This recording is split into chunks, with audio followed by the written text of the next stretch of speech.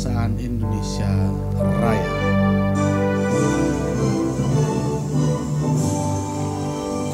Indonesia tanah airku, tanah tumpah darahku. Di sanalah aku berdiri, jadi panggung ibuku. Indonesia kebangsaanku, bangsa dan tanah airku. Marilah kita bersatu, Indonesia bersatu. Hiduplah tanahku, hiduplah negeriku, bangsaku, rakyatku semuanya. Bangunlah jiwanya, bangunlah badannya untuk Indonesia Raya. Indonesia Raya, merdeka, merdeka, tanahku, negeriku yang ku cinta. Indonesia Raya, merdeka, merdeka, hiduplah Indonesia Raya. Indonesia Raya, merdeka, merdeka, tanahku, negeriku yang ku cinta. Indonesia Raya, merdeka, merdeka, hiduplah Indonesia Raya. Merdeka! Merdeka! Merdeka! Ya, silakan bendera ditaruh. Haleluya, puji Tuhan. Tetap berdiri ya. Puji nama Tuhan bahwa hari ini adalah hari yang istimewa bagi kita, bagi bangsa Indonesia, bagi jemaat Tuhan karena lawatannya lah Indonesia bisa memasuki kemerdekaannya ke-80. Siapa di sini yang berumur 80? Nggak ada. Nggak ada. Berarti semua lahir sebelum Indonesia, setelah Indonesia merdeka. Jadi kita hanya bisa merasakan kemerdekaan itu. Perjuangan dan kesulitan dalam merebut kemerdekaan itu harus kita hargai. Karena kemerdekaan itu penting. Kemerdekaan dalam Tuhan itu juga penting. Haleluya. Jadi bukan hanya bangsa kita saja yang sudah merdeka, tapi jiwa kita pun sudah dimerdekakan oleh Tuhan. Karena kita punya Allah yang hebat, Allah yang luar biasa, kita akan berjalan bersama Dia terus karena kita mau merdeka terus bersama Tuhan. Amin. Kita akan memuji Tuhan.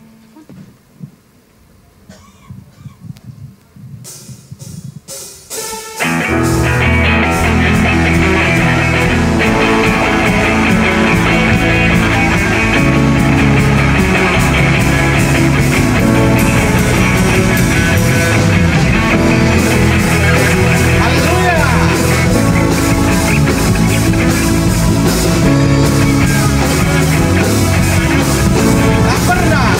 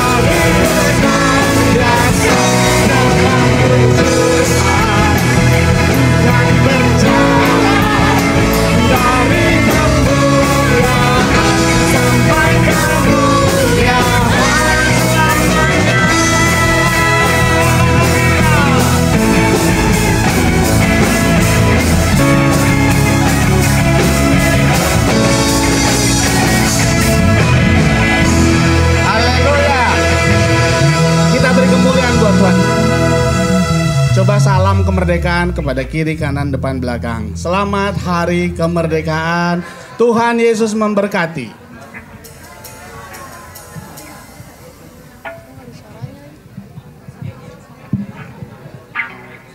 Oke.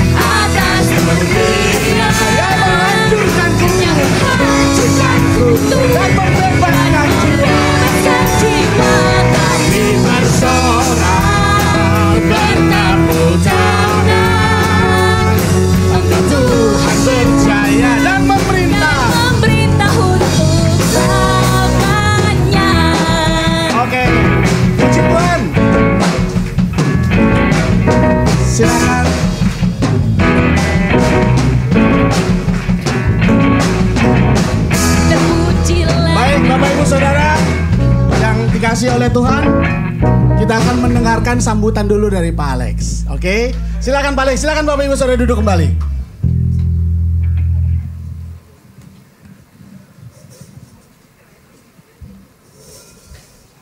Jemaat Tuhan yang sangat dikasihi oleh Tuhan Yesus, bagaimana kabarnya 80 tahun Indonesia sudah merdeka untuk kemuliaan Tuhan bagi kita semua.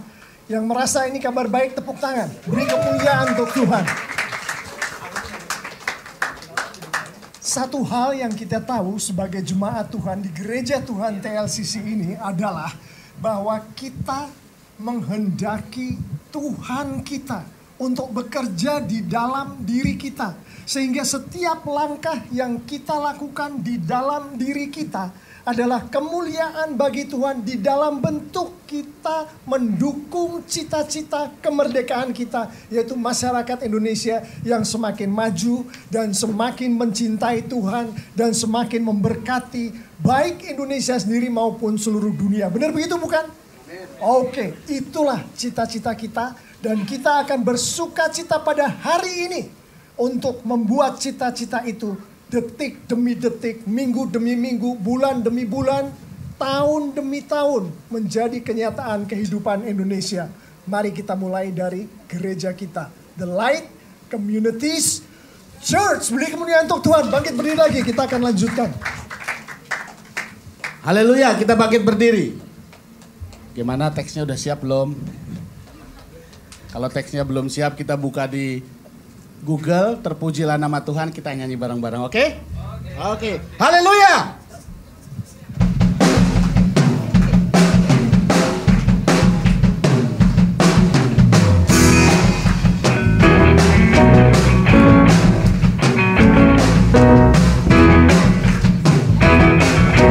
Haleluya, lagi!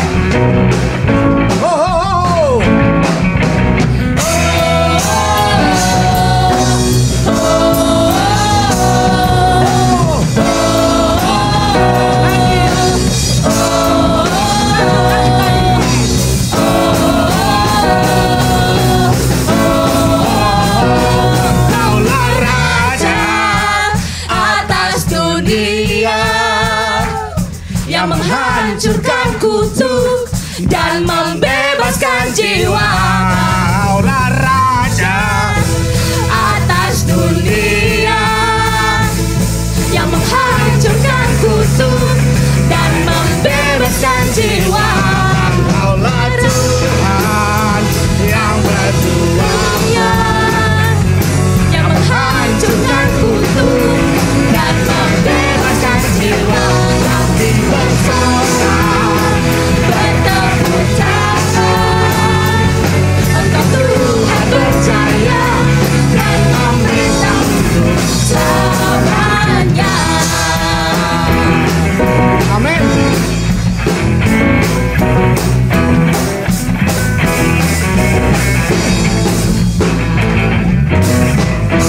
Haleluya. Apakah kita diberkati? Amin. Allah memang berjaya dalam hidup kita. Oleh karena itu, kita harus selalu mengikuti apa yang diinginkannya.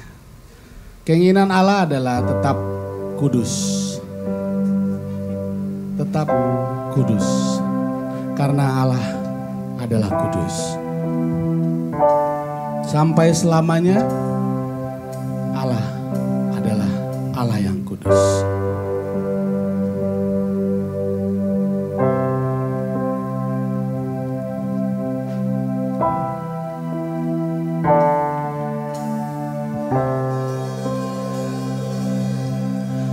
Thousand generations falling down in worship to sing the song of ages to the Lamb.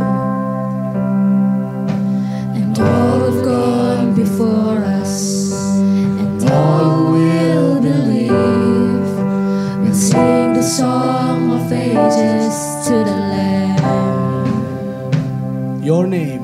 Your name is the highest, your name is the greatest, your name stands above them all thrones and dominions, all powers and positions, your name stands above them all, and the angels cry.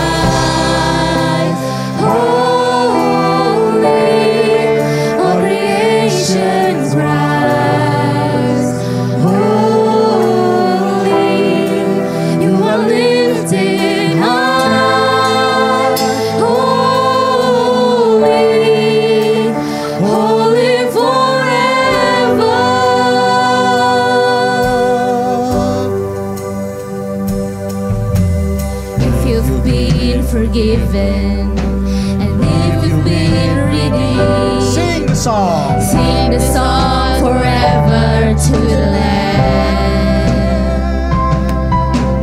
If you walk in freedom, and if you bear His name, sing the song forever to the Lamb. We'll sing the song forever.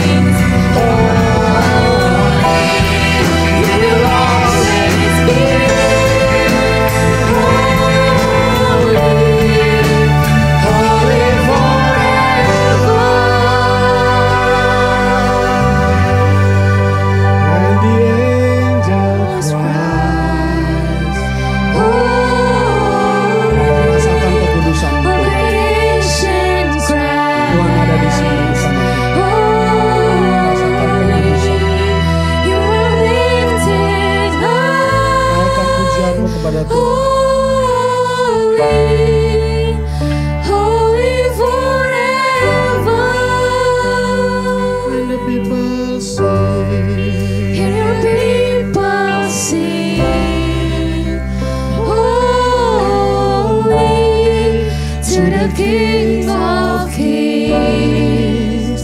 Holy, you will always be. Holy, holy forever.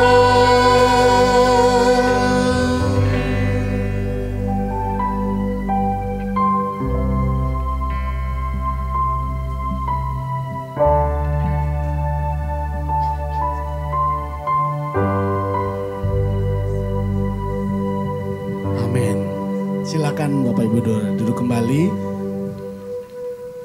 Kita akan mendengarkan satu pujian istimewa dari anak-anak kita, adik-adik kita untuk mempersiapkan kita mendengarkan firman Tuhan.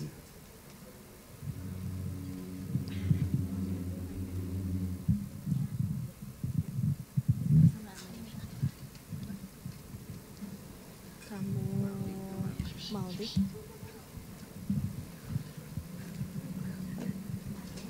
Wes. Mika.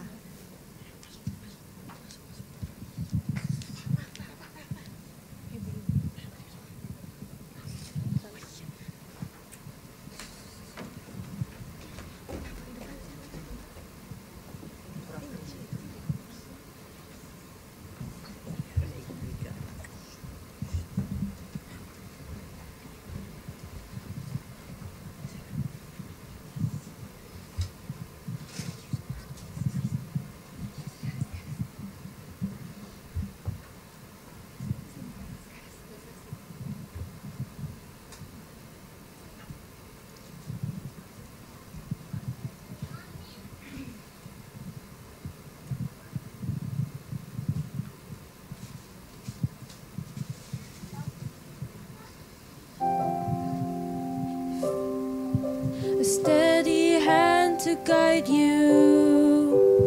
If it seems you've somehow lost your way, if you feel there's no one you can turn to, Just look to God and pray on your knees or standing at at a crossroads, late at night or in the light of day, in a crowd, a closet or a chapel, just look to God and pray. He is there when you're searching for the answers. He is there when you need a little grace. Anytime, anywhere you have the chance to seek the one who knows the way. Just pray. When His love continues to amaze you, when you feel your heart begin to change, when you know He gave His Son to save you, just look to God and pray. He is there when you're searching for the answers. He is there when you need a little grace.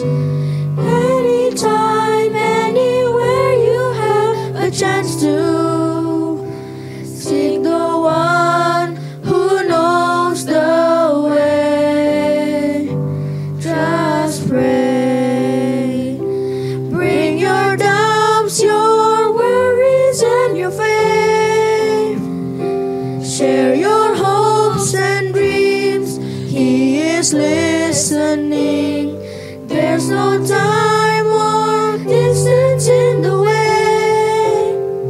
The moment you begin, it's just you and Him. He is there when searching for the answer. He is there when you you need a little grace. Every child and His love will never fail you. He is with you, He will hear you, He will stay. Just pray. Just pray.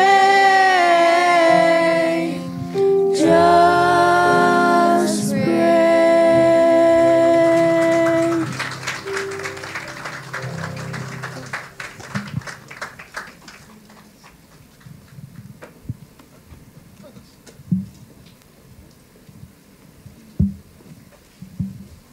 Sekali lagi yuk, beri kemuliaan untuk Tuhan.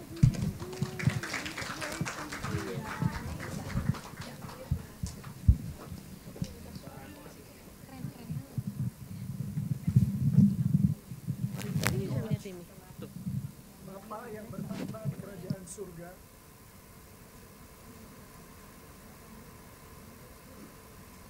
yang kami sembah di dalam nama Putramu yang tunggal, Tuhan kami, Yesus Kristus. Kami akan lanjutkan ibadah ini Bapa, dengan kami bersama-sama mendengarkan firman-Mu. Engkau berfirmanlah Bapa. Engkau guncangkan hati Bapa. Engkau guncangkan gereja-Mu Bapa. Engkau bahkan guncangkan negara kami, guncangkan dunia ini dengan firman-Mu Bapa. Kami siap untuk diguncangkan oleh-Mu melalui firman-Mu. Hari ini kami akan belajar dari ayat mas kami untuk merayakan ulang tahun kemerdekaan kami yang ke-80. Ibrani 12 firman-Mu mengatakan di ayat 28. Jadi karena kita menerima kerajaan yang tidak tergoncangkan, marilah kita mengucap syukur dan beribadah kepada Allah menurut cara yang berkenan kepadanya dengan hormat dan takut. Berbicaralah Bapa di dalam nama Tuhan Yesus Kristus. Haleluya. Amin. Oke, jadi ini yang ke-80. Kalau kita ikutin sejak dulu, bagaimana kemerdekaan itu diberkatkan oleh Tuhan melalui perjuangan banyak orang, terjadi transformasi demi transformasi demi transformasi. Benar bukan? Dan arah ke Indonesia 2045, Indonesia emas, ini bukan pidato politik. Saya cuma make sure aja ini adalah khotbah. Itu akan juga dipenuhi dengan transformasi demi transformasi demi transformasi. Transformasi terjadi dimulai dari diri warga negara.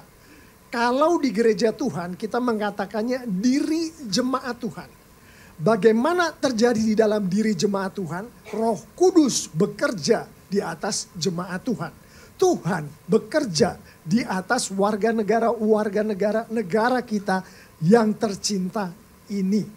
Ibrani 12, Bapak Ibu, saudara-saudari, adik-adik yang sangat dikasihi oleh Tuhan Yesus, adalah tentang transformasi itu. Mari kita simak baik-baik.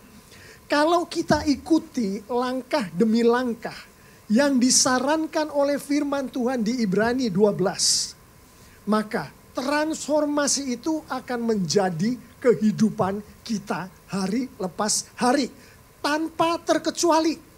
Bahkan orang-orang yang pesimis, dia anak Tuhan, ada di gereja, tapi ada yang pesimis. Mungkin pesimisnya itu karena di dalam keluarganya sedang mengalami pergumulan.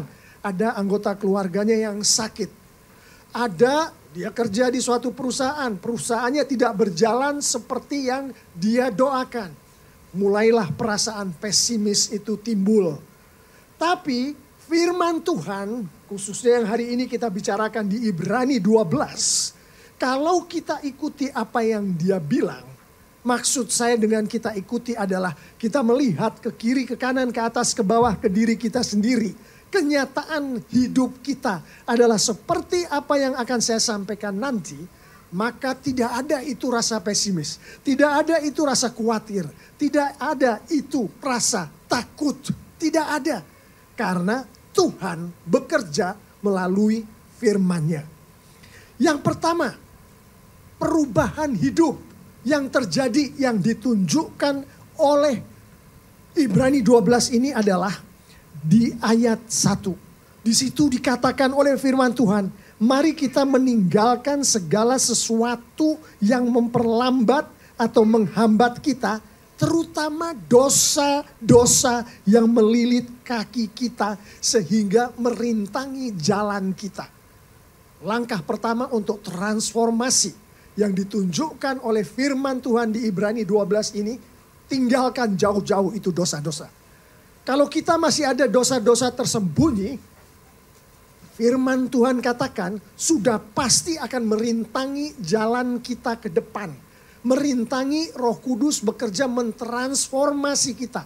Kita nggak bisa di sini tunjuk satu sama lain. Misalkan istri tunjuk suami, bos tunjuk anak buahnya tunjuk bos. Yang kebetulan di sini adalah anak-anak Tuhan, perusahaan milik Tuhan. Nggak bisa itu. Dosa-dosa tersembunyi itu antara kita masing-masing dengan Tuhan. Tuhan katakan melalui firman-Nya, tinggalkan itu. Tinggalkan, tersembunyi apapun juga tinggalkan. Karena kalau tidak, udah pasti transformasi tidak akan terjadi. Di ayat 2 dikatakan, marilah kita berlari dengan sabar, serta tekun dalam perlombaan yang disediakan oleh Allah di hadapan kita. Kita berkata mengenai ayat 2 ini, saya tidak sedang berlomba Pak Pendeta. Saya sedang menghidupi kehidupan saya nyaman, hari lepas hari. Saya berada di tengah-tengah tempat di mana saya merasakan berkat Tuhan. Firman Tuhan tidak mengatakan begitu. Firman Tuhan katakan kita berada di dalam lomba. Lomba yang macam apakah? Kita semua masing-masing dipanggil oleh Tuhan. Ada yang dipanggil untuk menjadi seorang ibu. Ada yang dipanggil untuk menjadi seorang guru. Ada yang dipanggil untuk menjadi seorang pengusaha. Ada yang dipanggil untuk menjadi seorang yang bekerja untuk orang lain. Di dalam berlomba ini adalah menghidupi panggilan-panggilan itu seperti yang Tuhan kehendaki. Seorang ibu dipanggil menjadi seorang ibu, dia menghidupi lombanya dengan sabar. Anak-anaknya nakal, dia sabar. Suaminya mengatakan, kenapa kamu terlalu banyak marah ke anak si ini? Si ibu itu bisa menerima. Bukan hanya menerima, berdasarkan menghormati suaminya dan mencintai anak-anaknya, dia masuklah ke dalam perlakuan yang membuat lomba itu akan dimenangkan bukan oleh si ibu ini, bukan oleh si ayahnya, bukan oleh si anak-anaknya, dimenangkan oleh Tuhan. Kalau kita tidak bermain di dalam lomba ini seperti yang Tuhan kehendaki, transformasi tidak akan terjadi. Tidak akan terjadi di dalam diri kita, tidak akan terjadi di dalam keluarga kita, di perusahaan kita, tidak akan terjadi.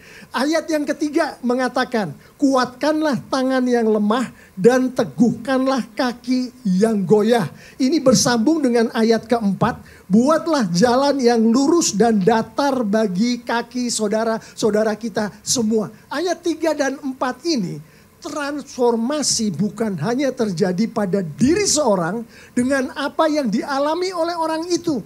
Firman Tuhan katakan bahwa kita semua jemaat-jemaat Tuhan di TLCC hidup di dalam gereja Tuhan. Namanya The Light Community Church, bukan? Hidup di dalam kerajaan Tuhan, di dalam gereja Tuhan. Artinya satu orang dengan orang yang lain adalah satu bagian yang menjadi satu. Karena di dalam kita ada Roh Kudusnya. Artinya apa? Kalau satu orang perlu dibantu, kita doakan, kita dibantu. Kita bantu. Kalau satu orang sedang mengalami pergumulan dan perlu dikunjungi, kita kunjungi. Ayat 3 dan ayat 4 menunjukkan bahwa transformasi terjadi pada saat tubuh Yesus. Kita yang ada di sebelah kiri saya, yang ada di sebelah kanan saya, bekerja bersama-sama, saling mendukung, saling mengasihi, saling mencintai. Transformasi terjadi di situ. Ayat selanjutnya, yaitu di ayat 5. Nah, saya agak lompat-lompat ini mengenai ayat. Karena yang pasti adalah poin-poin yang saya ingin sampaikan. Yaitu 1, 2, 3, 4, sekarang poin kelima. Ayatnya mungkin agak berbeda. Tapi gak apa-apa, yang penting poinnya masuk. Poin kelima adalah Jauhilah segala pertengkaran dan berusahalah menjalani hidup yang bersih dan suci. Hidup kudus.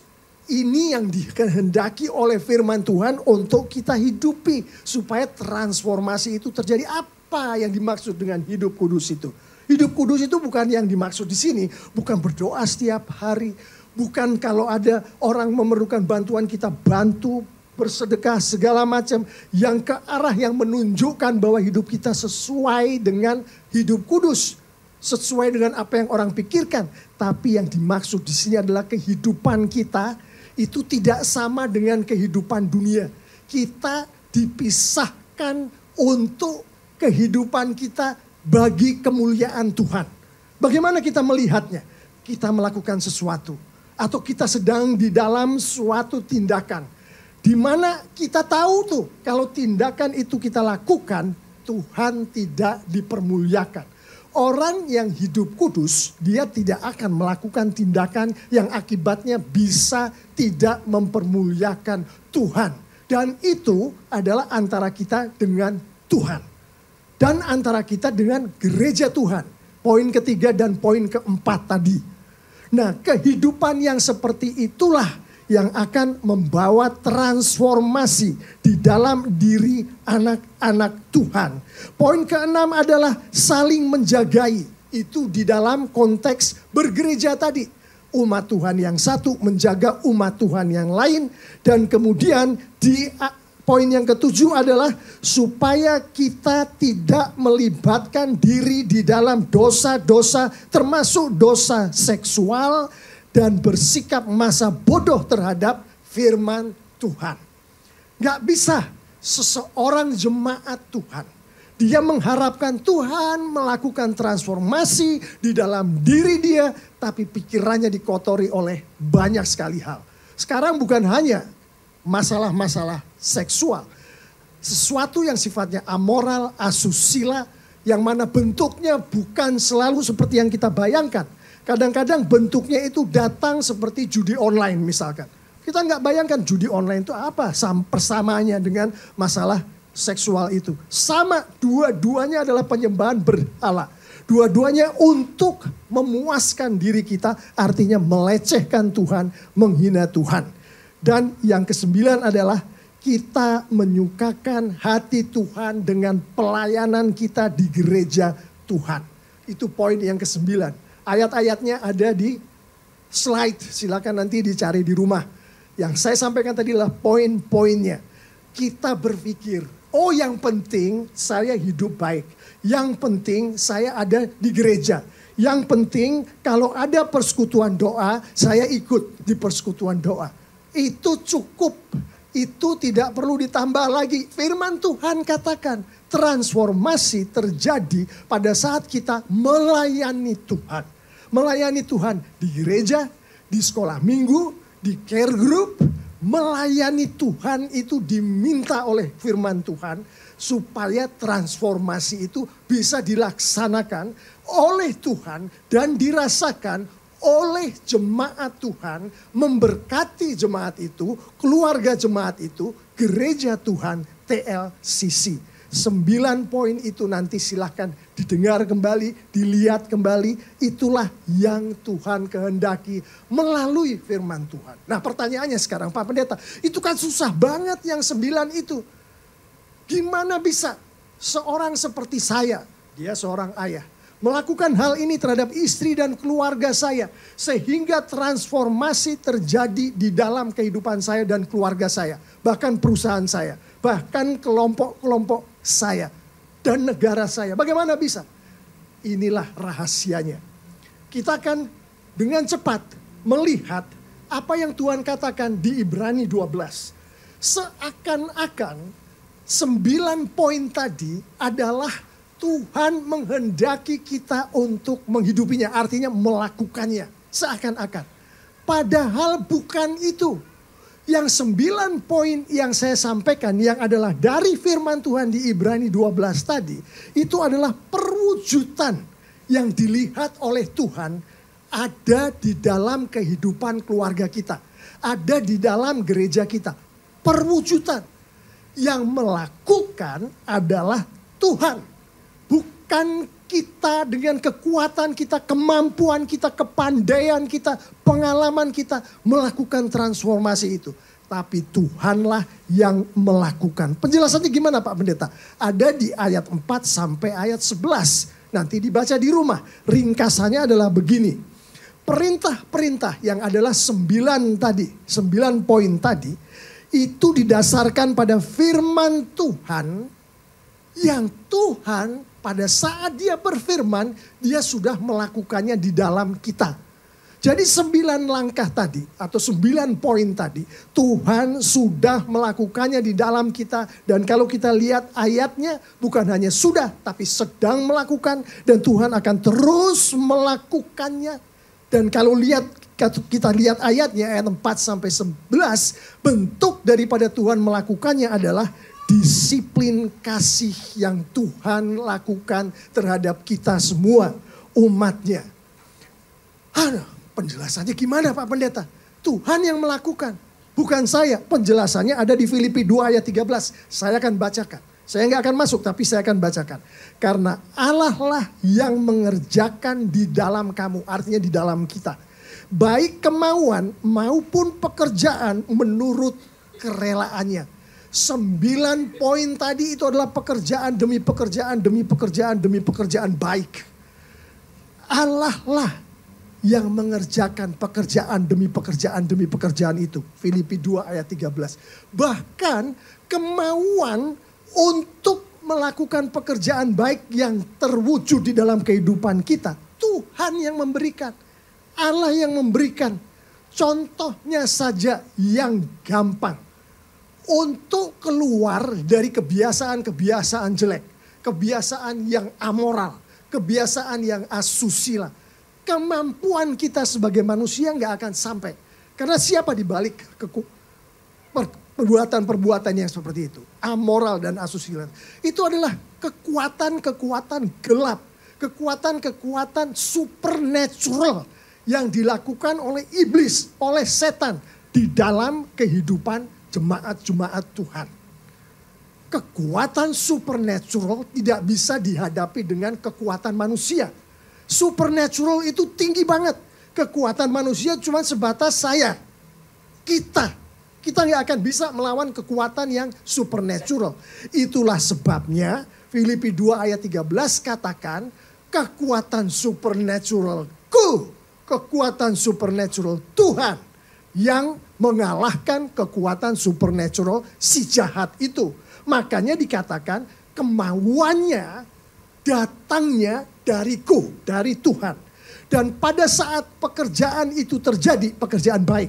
Seperti berlaku benar, sesuai dengan firman Tuhan. Aku, Tuhan, melalui Roh Kudus Tuhan yang ada di dalam kita semua. Dia yang melakukan.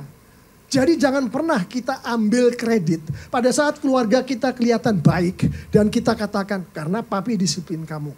Karena kita semua melakukan seperti ini yang dibilang oleh mami. Bukan mereka yang melakukan. Tuhan yang melakukan melalui Roh Kudus Tuhan yang ada di dalam si papi, yang ada di dalam si mami. Lalu Pak Pendeta, apa tugas kita? Kita tahu Roh Kudus bekerja. Lalu kita diam sajakah? Dan kemudian semua transformasi itu terjadi?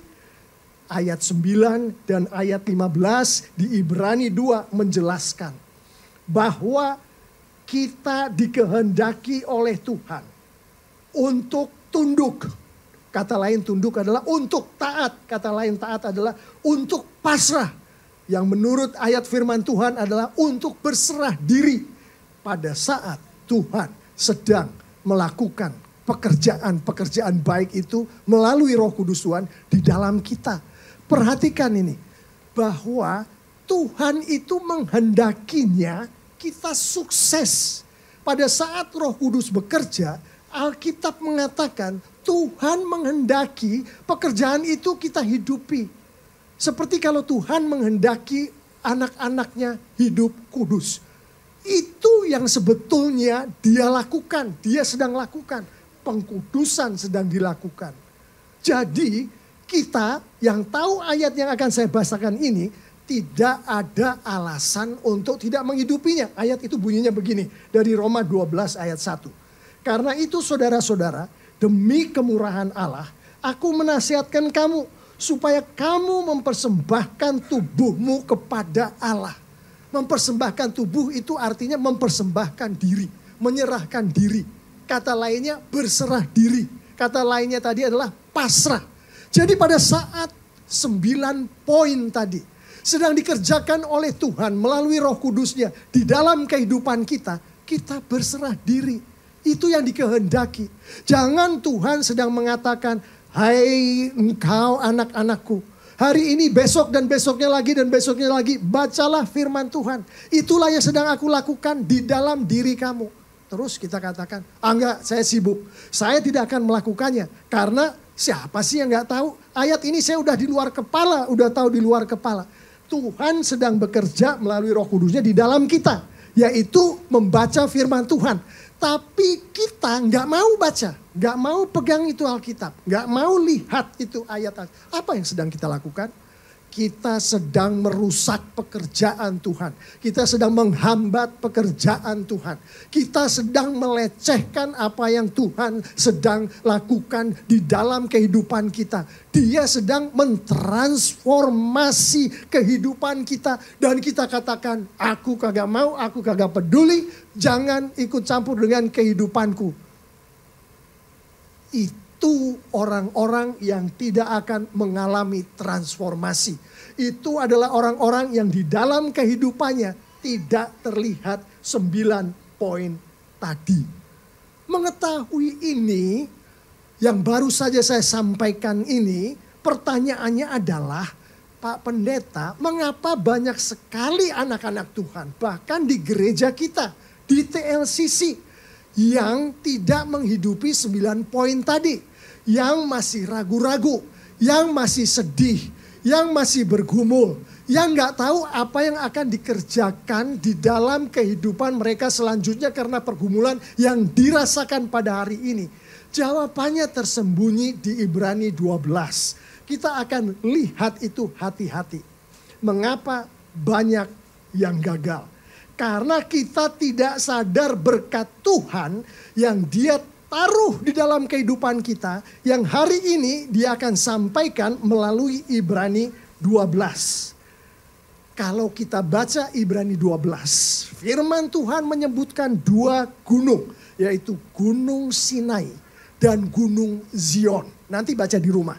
Itu disebutkan oleh firman Tuhan di Ibrani 12. Gunung Sinai ini dihubungkan dengan perjanjian lama, yaitu sebelum Tuhan Yesus datang di antara kita. Gunung Sinai dihidupi oleh orang-orangnya Tuhan dengan penuh rasa takut. Kita ingat kan, waktu Musa naik ke gunung, Tuhan bilang, jangan ada jemaatku yang lain yang datang melalui gunung ini karena dia akan mati. Dihidupi dengan rasa takut. Dan di dalam Gunung Sinai ini, jemaat Tuhan bekerja. Jemaat Tuhan melakukan tindakan-tindakan atas apa yang dia pikir dan dia lakukan. Karena itu yang dia mengerti. Dan kita tahu hasilnya adalah kebinasaan. Mereka yang ikut hukum, yaitu hukum Taurat, akan menuju ke kebinasaan. Satu lagi adalah Gunung Zion. Kalau kita baca di Ibrani 12 ayat 22 sampai 27, di situ firman Tuhan katakan dihubungkan dengan perjanjian baru, dihubungkan dengan Tuhan Yesus Kristus, di mana hidup di dalam Kristus adalah hidup dengan buah-buah Roh Kudus, hidup damai, sejahtera, sukacita, kasih. Itu dihubungkan dengan Gunung Zion. Dan Tuhan yang bekerja di dalam kehidupan umatnya. Seperti yang tadi kita barusan renungkan. Melalui Roh Kudus-Nya. Memberikan kemauan. Dan melakukan pekerjaan itu di dalam kita. Kita berserah diri, itu Gunung Zion. Dan hasil daripada Tuhan bekerja di dalam kehidupan kita. Kehidupan yang kekal. Transformasi. Berkat-berkat yang datangnya hanya dari Tuhan. Saya akan menutup dengan ilustrasi. Saya udah coba di rumah ilustrasi ini. Hasilnya nggak terlalu baik. Tapi mudah-mudahan di sini berhasil. Oke. Ini nggak ada di Alkitab. Hanya ilustrasi. Sebentar.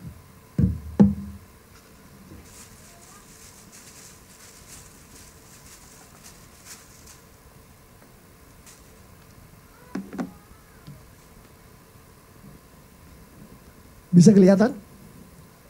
Satu botol. Di dalamnya ada pasirnya. Di dalam pasir ada sesuatunya. Saya nggak kasih tahu sesuatu itu apa. Kenapa hanya satu botol? Karena kerajaan di belakang Gunung Sinai dan kerajaan di belakang Gunung Zion adalah kerajaan yang sama. Tuhanlah rajanya. Ada orang berpikir perjanjian lama dengan perjanjian baru itu berbeda. Karena Tuhan di perjanjian lama begini, di perjanjian baru begitu. Bukan begitu. Tuhannya sama. Makanya di ilustrasi ini hanya satu botol, bukan dua botol. Di Gunung Sinai yang ada adalah hukum Taurat itu. Dan hukum Taurat saya akan lepasin ini ya. Seperti apa yang kita lihat ini. Firman Tuhan, ayat emas kita tadi mengatakan kerajaan yang tidak tergoncangkan. Kita tahu bahwa di dalam kehidupan kita berada di kerajaan Tuhan. Tapi banyak pergumulan, bukan? Banyak sekali hal-hal yang harus kita hadapi, bukan? Itu bisa kita samakan dengan goncangan. Saya akan goncangkan nih, coba kita lihat.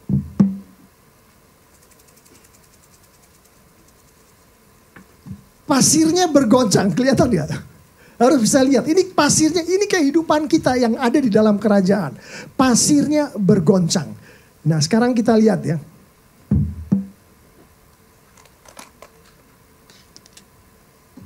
Saya harus masukin ke sini, kalau enggak nanti Pak Aswin dan Pak Brave marah ke saya karena ini pasir, saya nggak mau tumpah di mana-mana. Oke, perhatiin baik-baik. Goncang, terjadi goncangan, terjadi goncangan.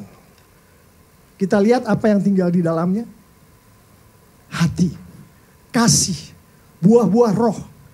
Yesus Kristus ada di dalamnya. Ini Mount Zion kita. Inilah yang Tuhan katakan, bersyukurlah karena kerajaan yang tidak tergoncangkan. Goncangan tadi tidak bisa membuat hati ini keluar daripada kerajaan itu. Tidak bisa membuat Yesus tertinggal di luar kehidupan kita. Goncangan apapun tidak bisa. Inilah Mount Zion kita. Inilah kerajaan di atas yang dilambangkan dengan Gunung Zion itu bagi kita. Dan Tuhan memberkatkan itu kepada kita semua. Tuhan memberkatkan itu kepada setiap jemaat Tuhan di gereja Tuhan. The Light Communities Church yang duduk bersama-sama di ruangan ini. Tuhan memberkatkan kerajaan yang tidak tergoncangkan itu bagi kita. Pertanyaannya adalah, apakah saya kemudian melihat apa yang Pak Pendeta lakukan tadi, hidup saya mengalami transformasi?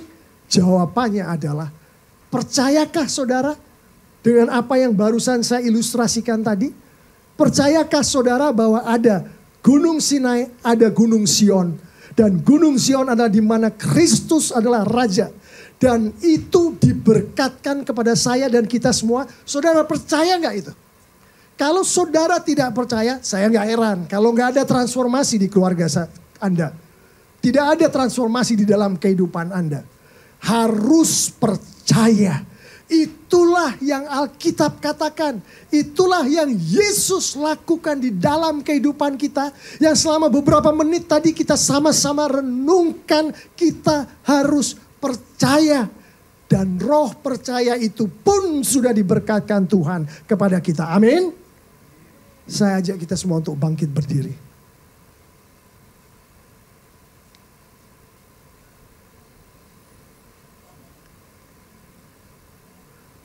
Bapa, Engkau sudah tunjukkan dengan jelas bahwa Engkau menghendaki kami untuk tidak gagal di dalam transformasi yang sedang Engkau lakukan ini, Bapa. Engkau menghendaki kami untuk mengalami berkat-berkat-Mu. Dan Engkau tunjukkan itu melalui firman-Mu di Ibrani 12.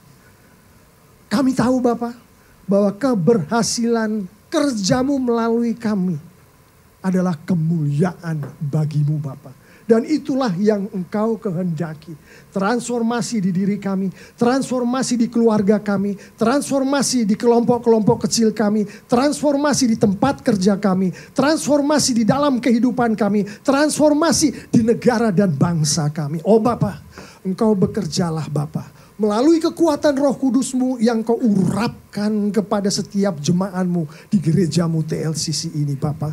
Sehingga di dalam kehidupan jemaat-Mu, seluruh dunia, orang-orang yang ada di sekitar jemaat-Mu, bahkan orang-orang dekat sekalipun boleh melihat bahwa jemaat-Mu meninggalkan dosa-dosa mereka, bahkan yang sekecil dan tersembunyi apapun. Bahwa jemaat-Mu hidup di dalam ketekunan firman Tuhan, bahwa jemaat-Mu bertahan di dalam setiap pencobaan yang Engkau izinkan untuk terjadi di dalam kehidupan mereka. Bahwa jemaat-Mu menjauhi tindakan-tindakan yang amoral dan asusila. Bahwa jemaat-Mu selalu patuh pada firman-Mu Bapa. Dan jemaat-Mu selalu melayani-Mu Bapa. Baik itu di gereja-Mu TLCC, di sekolah minggu-Mu di TLCC, kelompok-kelompok care group-Mu di TLCC, di rumah mereka masing-masing melalui pelayanan altar keluarga, melalui renungan firman Tuhan, mendoakan satu sama lain. Oh Bapa, terima kasih Bapa. Engkau berkenan bekerja di dalam diri jemaat-Mu, di dalam gereja-Mu. Saat ini juga Bapa, kami mohon Engkau berbicara kepada kami, jemaat demi jemaat. Dalam bentuk Engkau masukkan ke dalam pemikiran kami orang-orang yang ada di dalam kehidupan kami yang belum mengenal-Mu Bapa, yang tidak tahu siapa Yesus Kristus Bapa, yang tidak tahu bahwa Gunung Zion itu ada Bapa, yang tidak tahu bahwa mereka adalah milik-Mu Bapa, dan Engkau siap untuk menebus mereka, membuat mereka memperoleh berkat-berkat. Oh Bapa, orang yang Engkau taruh di dalam pikiran kami masing-masing itu Bapa, kami doakan saat ini Bapa. Jangkaulah mereka dengan Roh Kudus-Mu Bapa. Dan buatlah kami Bapa kemauan, isilah dengan kemauan. Dan buatlah kami Bapa untuk mengetuk pintu rumah mereka, untuk berbicara dengan mereka, untuk mendoakan bersama-sama dengan mereka Bapa. Bahwa Engkau menghendaki mereka untuk diberkati oleh-Mu. Engkau menghendaki mereka untuk hidup kekal. Engkau menghendaki mereka untuk menjadi bagian dari TLCC. Engkau menghendaki mereka untuk mereka menjadi kemuliaan bagi-Mu Bapa. Terima kasih Bapa. Terima kasih untuk TLCC-Mu Bapa. Terima kasih untuk negara Indonesia kami Bapa. Terima kasih untuk 80 tahun kemerdekaan kami. Berbicaralah Bapa melalui jemaat-Mu. Berbicaralah Bapa melalui gereja-Mu. Mari kita semua yang percaya katakan haleluya. Puji Tuhan. Amin. Beri kemuliaan untuk Tuhan Yesus.